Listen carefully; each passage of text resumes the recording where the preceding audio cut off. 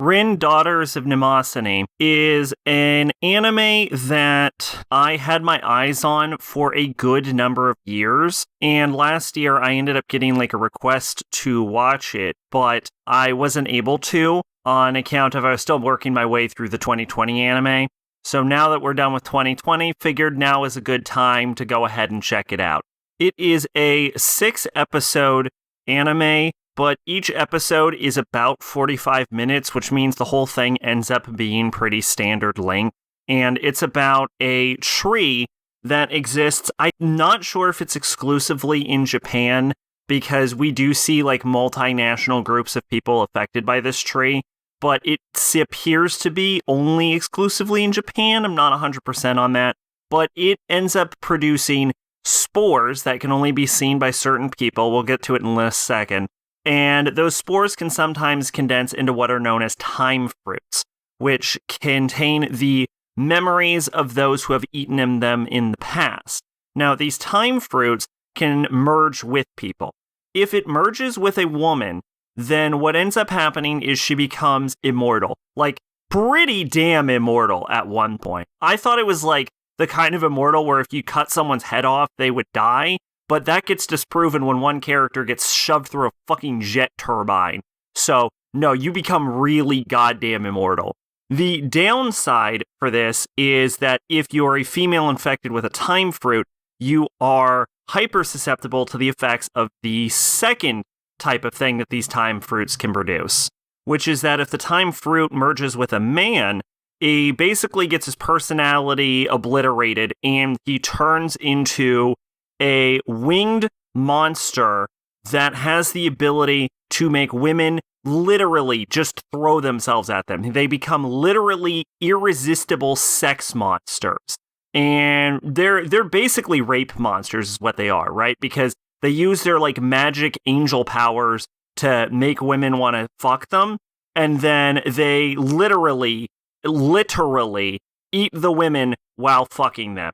And the women are so hypnotized by their own arousal that they can't do anything about it. Now, they're called angels, and that is because Daughters of Mnemosyne ends up playing with some sort of Christian iconography sometimes, but it doesn't really seem to be in service to anything. It mostly just seems to be used as set dressing.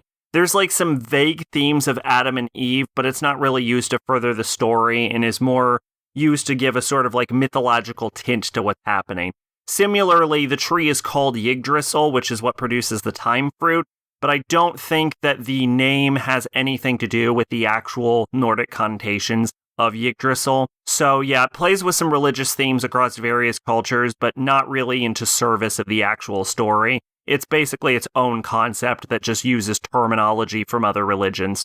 It mostly focuses around two of the immortals, one named Rin and the other named Mimi, who are basically set up as this sort of like pseudo-detective agency in Japan, specifically Tokyo for most of the show, but it changes as we go through, that ends up investigating cases that are brought to their attention.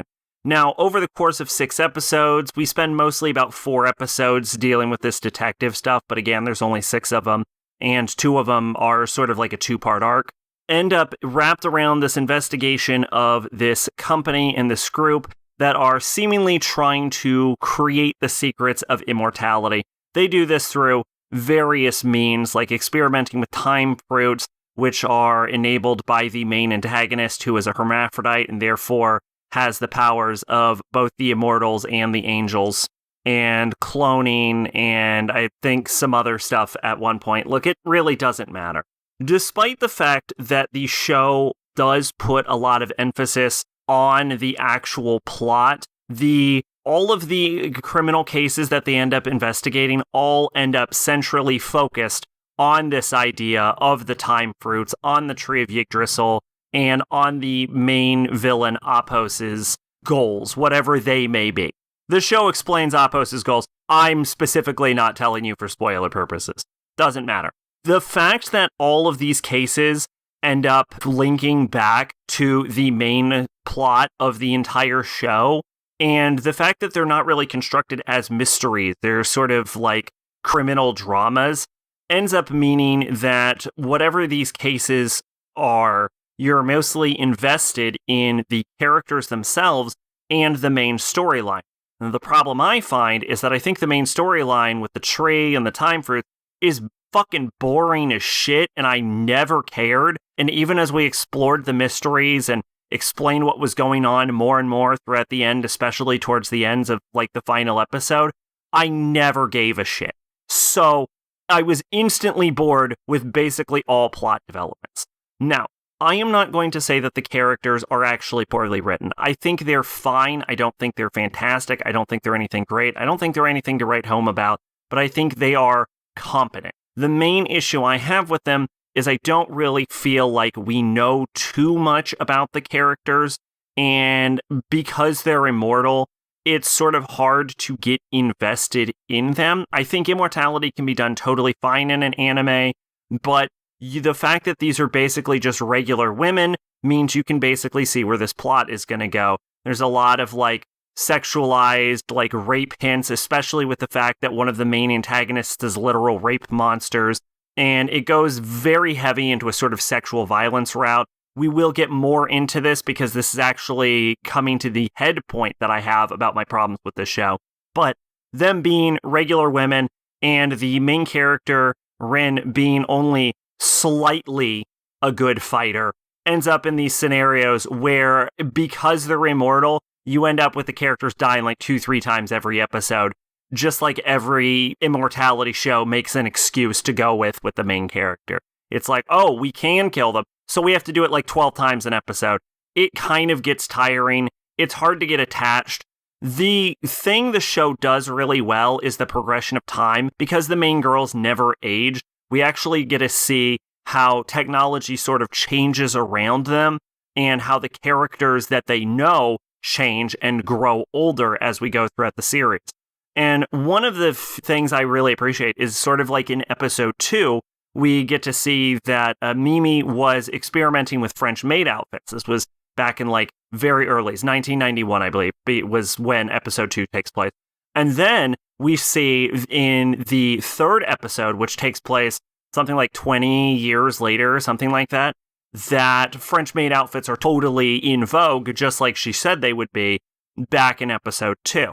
And we also see characters, one of whom was like a teenager, and we sort of follow his journey because as we go into another episode, he's suddenly in his 40s and has his family. And then there's another episode where we deal with who I think is his children. And then it sort of follows that family line going into like his grandchildren. And the great granddaughter of that character ends up becoming a pretty major player throughout the course of the series. So seeing how time affects the characters around them and how the city progresses throughout the course of the show, where it starts off as a sort of like retro story in the 1990s before progressing into a sort of dystopian cyberpunk universe, is actually kind of interesting, and I think is probably the number one best thing that the show ends up doing. But where I think the show is mostly headed is the fact that the way it is constructed, the way it's written, and the way it's presented, it specifically did not need to be written in this way, which is where this criticism is about to come from. Which is that, first off, we have the angelic rape monsters, and we have a sort of character issue I have a bit of an issue with, which is that Rin is a sort of a friends with benefits with Mimi, and it seems very early on that they have a romantic relationship, but they end up sort of dismissing this as the show goes on, and it sort of gets into this thing where Rin seems to exclusively have romantic relationships with men. So it can be a little misleading, and so it's not really a romantic relationship between those two, or maybe it is, and it's not clear, and I'm not a fan of that, especially because Rin's romantic relationships with men arrive as part of episodes 5 and then heavily in episode 6, where they're like, oh, we were true soulmates. It just comes the fuck out of nowhere, and it feels like it sort of undermines the relationship that's been implied about these characters throughout the course of the entire show. But what it actually heavily does is it allows for sort of erotic scenes to occur between Rin and Mimi. There is also a sort of female informant who insists on being exclusively paid through lesbian sex. There's a lot of scenes of lesbian sex There's a lot of scenes of creepy angel rape monsters. And like one of the main plot points in like episode 4, I think, episode 3, episode 4, is about a sort of digital AI prostitute. So the show is literally constructed in such a way to essentially enable almost primarily, but not exclusively, lesbian fan service. And because the main characters are immortal, and as I mentioned earlier, the show leans into this as an opportunity to prevent a lot of sexualized violence, the whole core concept of Daughters of Mnemosyne is essentially a way that the plot is constructed so that it enables basically an entire series of sexualized violence and sexual content and sort of lesbian fetishism. Now, I do not think there is anything wrong with any of these things on paper by themselves. But because the plot is constructed around these central themes, the way the show ends up coming off is basically it feels like porn with a plot. Like, it feels like the core idea behind the show was, how do we enable like lesbian sex? How do we enable rape scenes? And then the entire plot was constructed around those ideas. It has a terrible case of porn writing. And it's weird, right? Because if this wanted to just be porn, it would probably be better. But it takes its own central plot too seriously to just be porn. And so it sort of ends up with as this sort of show that is attempting to enable erotic sexual scenes, but it is also hyper focusing on the most fucking boring goddamn plotline ever. And it ends up depreciating the value of both subject matters. Twitch and Discord in the description. I've been Sacrobolic, your envoy of hope. Bye bye.